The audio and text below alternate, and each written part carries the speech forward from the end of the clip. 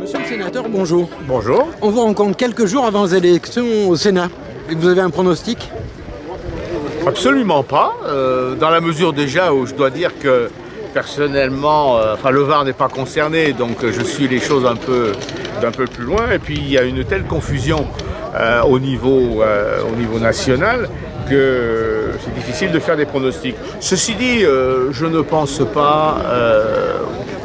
pas qu'il y ait de grands bouleversements, dans la mesure où l'essentiel du corps électoral est déjà là, et depuis 2014, depuis les élections municipales.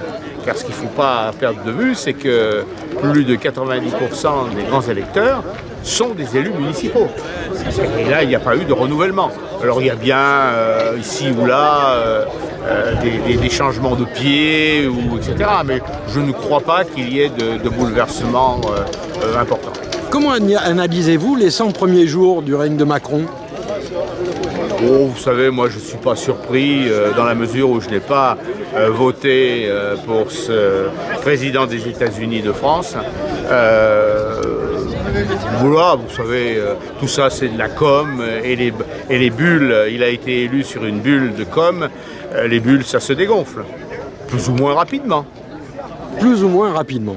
Une dernière question, si vous le permettez. Dans le cadre de la loi de moralisation de la vie publique, il y avait dans un rapport Barthelone la proposition de limiter les mandats dans le temps à 3 mandats, jusque concernant les conseillers municipaux. Quelle est votre position par rapport à cette limite?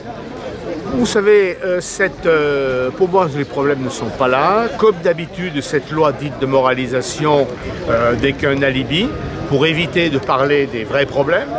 On veut lutter contre les situations de conflit d'intérêts, mais on passe à côté des vrais conflits d'intérêts qui est cette pratique du pantouflage, des allers-retours entre la haute administration et les affaires.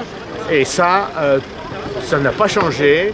Et le gouvernement a refusé tous les amendements qu'on a déposés, en particulier moi j'ai déposé, pour régler ce problème. Tout ça, c'est comme d'habitude, c'est de la poudre aux yeux. Eh bien écoutez, monsieur le sénateur, je vous remercie, je vous dis à très bientôt.